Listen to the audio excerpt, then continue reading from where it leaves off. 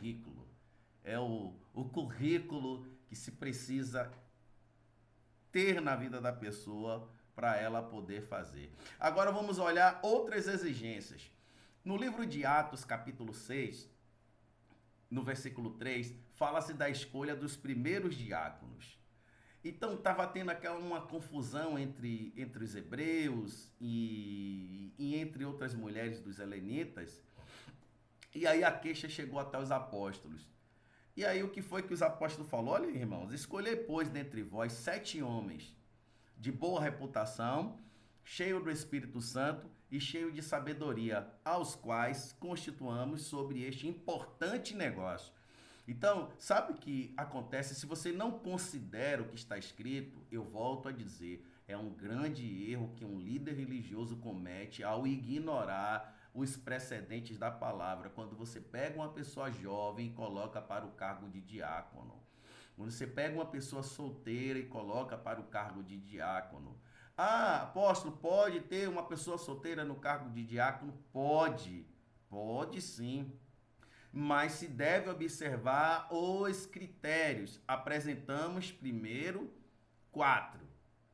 Capacidade, temor a Deus, sabe? Pessoas da verdade e distante da avareza. E agora os apóstolos apresentam mais 3, que capacidade é próximo de reputação, porque às vezes você constrói uma reputação porque você tem uma capacidade. E por causa daquele talento que você tem, naquela área, você constrói uma reputação. Então vão perguntar assim, meu Deus, eu estou com um problema mecânico, eu estou com uma falha no meu carro, e aí o fulano vai dizer, cara, eu conheço uma pessoa que já resolveu um problema para mim, eu já indiquei outras pessoas e também resolveu. O cara é fera. Aí vão dar a referência, porque aquela pessoa construiu uma reputação por causa da sua capacidade. Então Pedro agora e os apóstolos falam assim, tem que ter 3 requisitos para ser diácono. Reputação, cheio do Espírito Santo e cheio da palavra. Nós temos 4, agora com mais 3 são 7. São 7 requisitos. Se você, meu líder, não observa esses requisitos, você vai cometer erros, e vai prejudicar a vida da pessoa que ainda não está pronto para essa função e vai trazer problemas para a igreja e também, consequentemente, para a sua liderança, porque essa pessoa não vai entender a responsabilidade dessa função, já que ela não teve um tempo para desenvolver essa compreensão. Então, em Atos 6:3 fala de mais 3 exigências no currículo. Então são 7 agora. Vamos relembrar as 7 exigências para o ministério. Primeiro, capacidade. Segundo, temor a Deus. Terceiro, pessoas da verdade. Quarto, não pode ser avarenta. Quinto, reputação. Sexto, cheio do Espírito Santo. E sétimo, cheio da palavra. Como é que você vai colocar uma pessoa para o cargo de diácono que precisa ser um mediador, um conselheiro, se essa pessoa nem sequer lê a Bíblia, nem sequer nunca leu nem sequer o Novo Testamento? Não que você lê a Bíblia toda significa que você vai saber tudo, não. Mas pelo fato de você já ter lido a Bíblia toda, o Novo Testamento todo, significa que você se importa com isso. Significa que você se interessa. Você está construindo uma reputação. Você está construindo algo de bom, você está adquirindo algo de bom, certo? Ainda tem mais? Tem. Tem mais requisitos, tem mais exigências. Agora nós vamos para 1 Timóteo, capítulo 3, do 2 ao 10. Agora nós temos 17. 17 requisitos, se você for ler no livro de 1 Timóteo, capítulo 3. No livro de 1 Timóteo, capítulo 3, do versículo 2 ao versículo 10, você vai ficar agora perplexo. Por que você vai ficar perplexo? Porque é algo que nos alerta. Nós, líderes cristãos, é algo que nos alerta. Meu Deus, então não haverá ninguém para ocupar esses cargos? Não, é isso não. Nós precisamos ter o discernimento, compreender o tempo e o momento certo. E e proporcionar um ambiente de capacitação, um ambiente de aprimoramento, de aperfeiçoamento, porque ninguém está pronto, ninguém nasce sabendo, mas podemos trabalhar em cima disso, crescer na graça e no conhecimento. 1 Timóteo capítulo 3, eu vou ler a partir do versículo 1 e você lê comigo. Diz assim: fiel é a palavra. Se alguém aspira ao episcopado, excelente obra deseja. Ou se alguém deseja o ministério pastoral, excelente obra deseja. Porém, é necessário, portanto, que o bispo seja, primeiro, irrepreensível, esposo de uma só mulher, temperante, sóbrio, modesto, hospitaleiro, apto para ensinar, não dado ao vinho, não violento, porém cortado, inimigo de contendas, não avarento, que governe bem sua própria casa, criando os seus filhos sobre disciplina com todo respeito. Pois se alguém não sabe governar sua própria casa, como cuidará da casa de Deus? Não seja neófito, para não suceder que se soberbeça e incorra na condenação do diabo. Pelo contrário, é necessário que ele tenha bom testemunho dos de fora, a fim de não cair no opróbrio e no laço do diabo. Semelhantemente, quanto a diáconos, é necessário que sejam respeitáveis, de uma só palavra, não inclinado a muito vinho, não cobiçoso de sorte e ganância, conservando o ministério da fé com a consciência limpa. Também sejam estes primeiramente provados, e se for achado irrepreensível, que exerça o ministério. Então perceba que aqui nós temos 17 exigências para o ministério. Aí você, um grande líder escolhido por Deus, vai, coloca uma pessoa, porque Deus te revelou que ela vai ser pastor, porque Deus te revelou que ele vai ser missionário, porque Deus te revelou. Glórias ao Pai que te revelou, não te deixou não escuro, abriu sua visão acerca da vocação das pessoas que estão te servindo. Agora precisa-se do tempo para desenvolver a compreensão da responsabilidade e da função que aquela pessoa tem. Às vezes nem ela ainda compreende essa missão. O pastor, porque tem uma visão mais ampla, o líder, porque tem uma visão mais ampla, consegue ver, mas a pessoa ainda nem foi despertado do seu dom. O dom está adormecido, então cabe agora o líder o conduzir a esse caminho. Não é simplesmente pelo fato de que Deus te mostrou, você vai ungir a pessoa. Deus te mostrou porque Ele está lhe mostrando o caminho do trabalho, da preparação. Vamos começar a trabalhar no caráter, na personalidade dessa pessoa com a palavra. Vamos proporcionar um ambiente para que ela possa se libertar, que ela possa aprimorar e aperfeiçoar os dons de Deus. E aí vai chegar um momento certo de consolidar essa revelação. Então o pastor precisa entender, o líder, o apóstolo, o bispo, o evangelista, você que está liderando, você precisa entender o momento. Vamos revisar aqui os 17 requisitos. Primeiro, irrepreensível. Segundo, marido de uma só mulher. Lembra que eu falei que não é bom colocar uma pessoa solteira no ministério? Ah, mas já tem tanto tempo. Em alguns casos tem a exceção. Em alguns casos tem a exceção. E aí você precisa ter essa leiteira, um discernimento. Você não vai pegar uma pessoa que é nova convertida, está jovem, e vai colocar num cargo que precisa de um tempo para construir reputação. Sabe? O que é que as pessoas vão dizer sobre aquela pessoa ali, lá fora? Perceba que a palavra diz que tem que ter bom testemunho dos de fora. Como é que essa pessoa nova convertida na igreja vai ter testemunho dos de fora? Então precisa avaliar, tem que se avaliar. E o líder comete um grande erro quando ignora o que está escrito. Terceiro, vigilante e sóbrio. Quarto, honesto. Quinto, hospitaleiro. Sexto, apto a ensinar. A pessoa nem leu a Bíblia ainda, nem leu o Novo Testamento. Ainda está aprendendo, tirando dúvidas. Aí você coloca num cargo que ela tenha que estar pronta para poder ensinar as outras pessoas, e ela ainda está aprendendo. Não sabe nem o básico sobre a fé cristã. não dado ao vinho, não violento, não ganancioso, moderado, não contencioso, não avarento. Governe bem sua casa, sabe?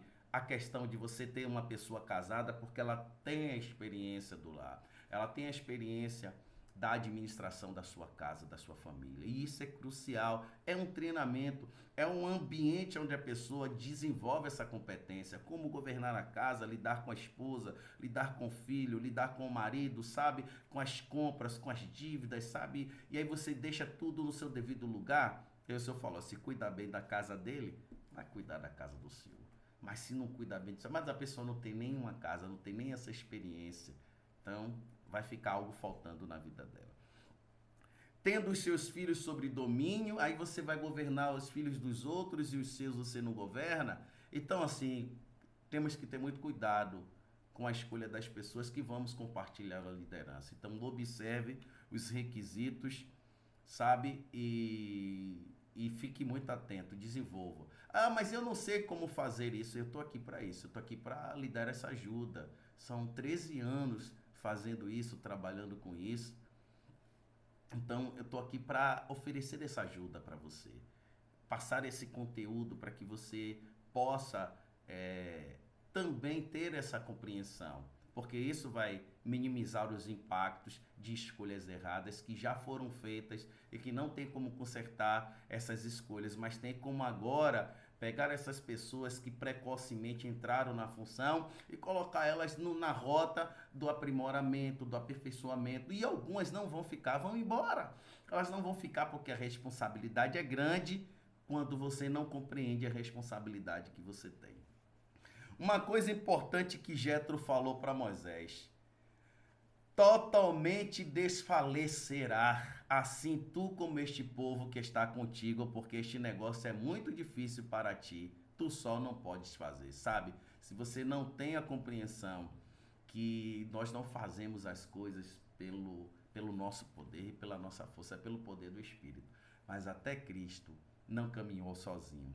Até Cristo escolheu 12 para caminhar com ele. Então, por que você acha que você você abre uma igreja ali, abre outra igreja ali, abre outra igreja cá, aí fica, vai para essa igreja, vai para outra igreja, vai para outra igreja, aí você tem que se desdobrar em 4, você vai desfalecer, você vai cansar, você vai ficar doente e muitas das vezes chega até ao óbito. Muitos pastores chegam até o óbito. A carga de trabalho é tão grande que ele passa a ser ineficiente com coisas que são importantes, que é a família, que é a sua própria família, que é o seu próprio lar, que é a sua casa. Então, assim, você fica preocupado em fazer a obra de Deus, porque Deus tem pressa. Posso falar uma coisa para vocês? Essa fala de que Deus tem pressa é uma fala que precisamos ter cuidado, porque Deus mora na eternidade. Deus não está vivendo sobre um cronômetro. Deus não está cronometrando sua obra. Não. Um dia para Deus é como 1000 anos. E 1000 anos para Deus é como um dia. Nós estamos presos no tempo. Porque nós estamos no cronômetro da vida. Nascemos e aí o cronômetro começa. Até o dia que iremos morrer. Então nós estamos com pressa. Deus não. As coisas de Deus são com perfeição. As coisas de Deus são com detalhes. E sempre foi, desde o início da criação, para cada um dia, Deus escolheu fazer algo e depois ele avaliou e disse, e viu Deus que aquilo era bom. Então você tem que fazer as coisas e avaliar o que você fez, analisar o que foi feito, não simplesmente fazer, porque está fazendo a obra de Deus. Você pode estar fazendo a obra de Deus, mas não pode estar fazendo a vontade dele. Porque você está preocupado em fazer, não avaliar se o que você fez bem feito, se o que você fez deu um resultado, se o que você fez gerou fruto. Então Deus fez e acabou e viu Deus que aquilo era bom. Então perceba. Então você fica nesse ativismo, você vai desfalecer e vai ter problemas graves e vai ter que parar. E aí?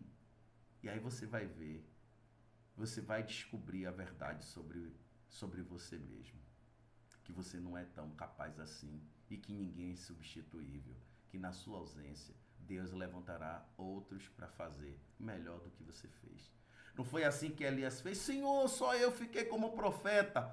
A primeira coisa que o Senhor disse para ele foi o seguinte: olha, eu separei 7.000 homens. Ele estava achando que só tinha ele, mas ainda tinha 7.000 como ele, que não se prostrava. Pessoas corretas, sabe? Pessoas de caráter, pessoas leais, fiéis ao Pai. 7.000! E ele achava que só tinha ele, e não tinha. Então, quando você insiste nisso, você vai desfalecer e você vai chegar ao colapso espiritual. E aqui agora eu quero te alertar. Eu quero lhe alertar aos estágios do colapso espiritual. Os estágios que acontecem nessa jornada, que chega um ponto que o pastor está desfalecido. Não quer mais. Está querendo desistir de tudo, porque trabalhou e agora está cansado. Está exausto de tantas coisas que aconteceu, boas e ruins. E agora, nesse momento que você desfalece, cansa, porque nós somos seres humanos, você passa a sentir a dor das traições, dos abandonos, de tanta coisa, sabe? De quem você abraça, cuida e depois sai falando mal. Então eu quero lhe apresentar as fases do colapso. O primeiro é o ativismo, acabei de falar. Você naquela coisa toda e vai, faz aquilo outro, faz aquilo outro. O ativismo, sabe? E você não está preocupado em avaliar o que você faz. Você está fazendo a obra e está naquela coisa, evangeliza, faz aquilo, abre igreja, abre outra igreja, viagem missionária. E sua vida com sua família só perdendo. Sua família só perdendo. Sua esposa só perdendo. Seus filhos só perdendo. E aí começa a insatisfação em um lado sem entender a sua missão. Porque ela está perdendo o peso do equilíbrio. Está se puxando mais uma coisa e faltando mais com outra. Segundo característica do colapso espiritual é que ninguém faz como você, sabe? Você está no ativismo, você é uma pessoa, você prega, você louva, você toca, você é um baita de um ministro. Então, assim, nunca você está satisfeito com o que as pessoas fazem, você sempre está na torre de cobrar, de exigir, e porque você faz daquele jeito, então tem que fazer do seu jeito e tal. Ninguém faz como você. Esse é o segundo estágio do colapso espiritual. O terceiro estágio do colapso espiritual, os resultados são sempre insatisfatórios. Por que são sempre insatisfatórios? Porque você não consegue dar conta. Você está fazendo muita coisa, então assim, você não consegue avaliar, você não consegue encontrar o equilíbrio da perfeição, porque você quer fazer tanta coisa, quer estar em tantas igrejas ao mesmo tempo, e quando você vai ver a soma dos resultados nunca é satisfatória, aí você começa a pesar a mão, começa a exigir, e as pessoas com esse fardo pesado, elas vão te deixar, elas vão lhe abandonar, porque tudo na vida tem uma construção. Se você pega uma semente hoje e planta na terra, ela não vai dar fruto amanhã. Você tem que ter essa compreensão, é a natureza. Você não respeitar a lei da natureza, a lei que Deus criou, é uma grande tolice. Tem árvores que levam 8 anos, 10 anos para dar o primeiro fruto, e às vezes a primeira safra não é uma safra boa. Depois de tanto tempo não é uma safra boa, mas a segunda no ano seguinte ela passa a melhorar. E assim sucessivamente. Tem árvores que não. Tem árvores que dão fruto logo de imediato. Né? Com 1 ano, 2 anos, 3 anos, mas outras não. Então você tem que entender isso. Você tem que ter essa compreensão. A quarta fase, o quarto estágio do colapso espiritual é o aumenta a pressão sobre as pessoas. E aí você passa a cobrar elas. Porque os resultados. E aí começa. E não houve ninguém. Você exige muito e dá pouco. Você exige muito dos outros e dá pouco. Por que dá pouco? Porque você está fazendo um monte de coisa e não focou em uma coisa por etapa. Vamos focar nisso, fazer. Quando a gente alcançar aqui a prosperidade nisso, a gente passa para uma próxima etapa. E o quinto estágio é a doença emocional, sabe?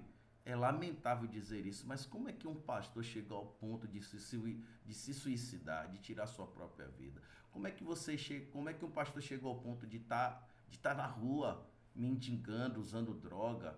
Depois de tanto tempo servindo a Deus, como é que ele chega nesse ponto? Ele fica doente emocional, ele fica desgostoso, descrente, desacreditado por causa das traições, das decepções, porque ele não compreendeu o papel dele como líder. É passo a passo, degrau por degrau. Então, você precisa entender e tomar cuidado, porque o colapso espiritual é um grande inimigo que temos na liderança. E se você está preocupado em fazer, você entra no ativismo, você já vai começando errado. Então, entenda que o tempo é a escola de Deus. O tempo é a escola de Deus. E o tempo nunca está contra a gente. Então, quanto mais você corre o risco de errar. No livro de Provérbios, Salomão escreveu algo interessante, que aquele que apressa-se com seus pés, erra o caminho. Uma outra coisa importante sobre compartilhar a liderança, você compartilha a liderança com pessoas. Você não compartilha a liderança com coisas. Coisas a gente gerencia. Por exemplo, esse copo, eu tiro ele daqui, eu boto aqui. Eu tiro ele daqui, eu boto aqui. E ele não vai reclamar. Ele não vai me dizer nada. Por que ele não vai me dizer nada? Porque simplesmente aqui é um objeto. É um objeto. Então, no que diz respeito que você compartilha a liderança, você compartilha a liderança com cada pessoa. E cada pessoa tem o seu dom, cada pessoa tem a sua forma, cada pessoa tem o seu jeito. Observe o que diz no livro de 1 Coríntios 12:7, que a manifestação do Espírito é dada a cada um para o que for útil. Então, assim, você compartilha a liderança com pessoas, então cada pessoa tem o seu dom. Então, você não pode exigir das pessoas aquilo que ela dê, algo que ela não tem, que ela não pode dar, que ela não recebeu para fazer. Outra coisa sobre compartilhamento de liderança com as pessoas é que você tem que entender que cada pessoa precisa estar na posição certa. Porque isso é estratégico no reino de Deus. Cada posição é estratégica no reino de Deus. Então você tem que ter essa compreensão que cada pessoa tem que estar no seu lugar certo. Olha o que aqui diz a palavra do Senhor em 1 Coríntios 7:20, que cada um fique na vocação que foi. Mas aí você pega uma pessoa, coloca em um lugar que ela não foi chamada, e aí faz aquela coisa toda, e aí a gente vai ter no retrocesso na edificação, porque pessoas que deveriam estar servindo melhor estão sendo improdutivas porque estão no lugar errado.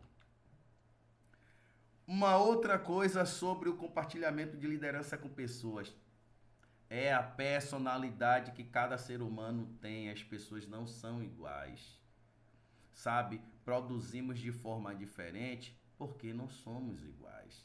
Cada pessoa tem uma maneira de ser. Ó, no livro de Timóteo, capítulo 2, versículo 20,